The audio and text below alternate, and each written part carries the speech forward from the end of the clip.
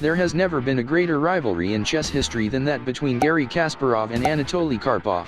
This brilliant game from their World Championship match in 1985 demonstrates Kasparov at his very best. The greatest moment in the game is when Kasparov triple forks Anatoly's king and major pieces with his knight, ultimately securing his victory in the process. Forky now, I have the same voice as the commentator, hehe. I'm in danger now. White starts the game with the king's pawn opening, immediately taking control of the center and opening lines of development. Black responds with the Sicilian defense. This is a counter-attacking opening in which players typically attack the opposite sides of the board. This exchange of pawns enabled White's horsey to brilliantly position itself on the center of the board. White rejects the knight exchange and advances further on Black's side of the board, but there are no openings in Black's defenses that the knight can exploit. Black chose to develop more of his pieces before attacking White's knight. White also developed as best as he could in those couple of moves, but due to the way his pieces are positioned across the board, Black's position is better.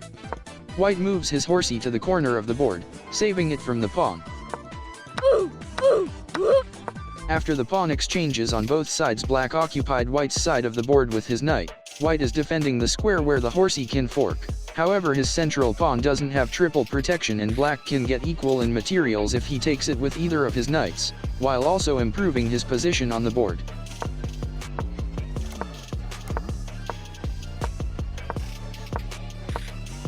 Both sides continue their development respectfully, but Black is way better because he brilliantly took control of the open e-file with his rook and has more definitive control of the center. Which is why he managed to get his knight deeper into White's side of the board. The queen can't take it because the horsey is protected by the bishop. White needs to be careful, things are not looking bright for him.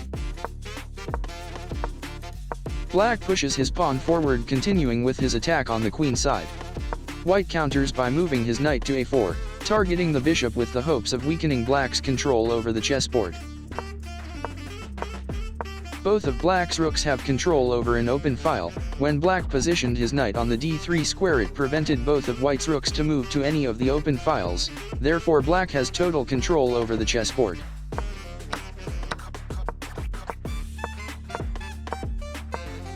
In all of those moves, White attempts to create some kind of counterplay, but Black refuses to compromise any of his pieces' positions and White doesn't have anything he can do about it. Black's pieces are brilliantly protecting one another and White is in no position to trade or sacrifice any of his pieces.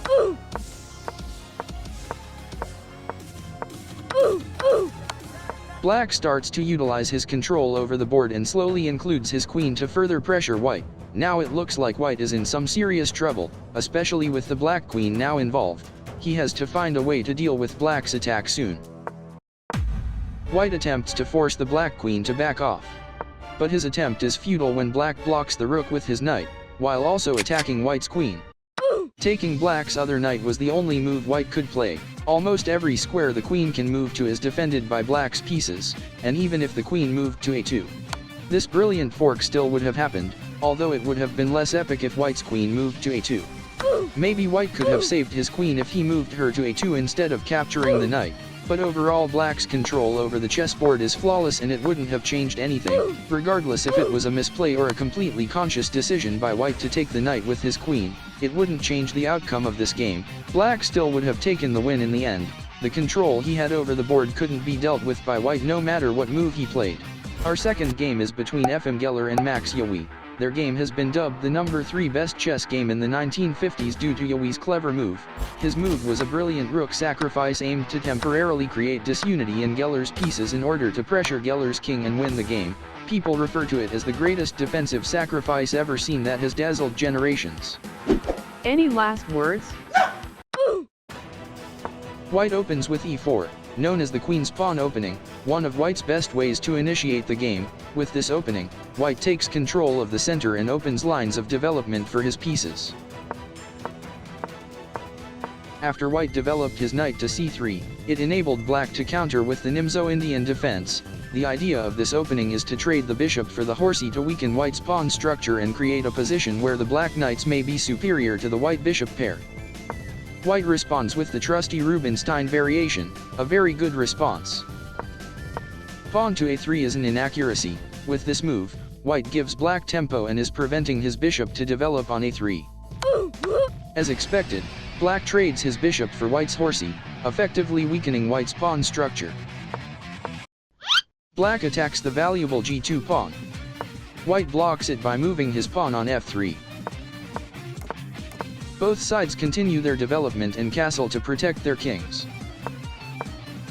White seems to ignore his awful pawn structure on the queen side and prepares a massive pawn storm on the king side to create a winning attack. Black on the other hand is ignoring this threat for now and is pressuring the queen side.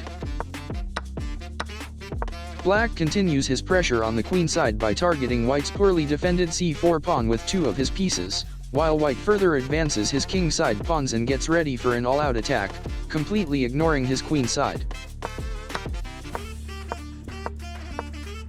White gave away his pawn and positioned his rook on h4 to initiate his all-out attack. The idea White has is to move his queen to h5 and get her involved in the action. Notice that White can't take Black's horsey with his pawn because the queen is pinning it. After White retakes with his queen, he threatens to checkmate. This is the pinnacle of White's all-out attack, developing his bishop to assist with delivering the checkmate. Also, the important squares c2 and e3 are covered by the queen and the bishop. However, even in those circumstances, Black manages to turn the game around. We finally got to the brilliant rook sacrifice that has dazzled generations, the greatest defense sacrifice ever seen. White has no choice but to accept the sacrifice because he can't disengage from his all-out attack. Almost all of his pieces are already involved and it's too late to back off.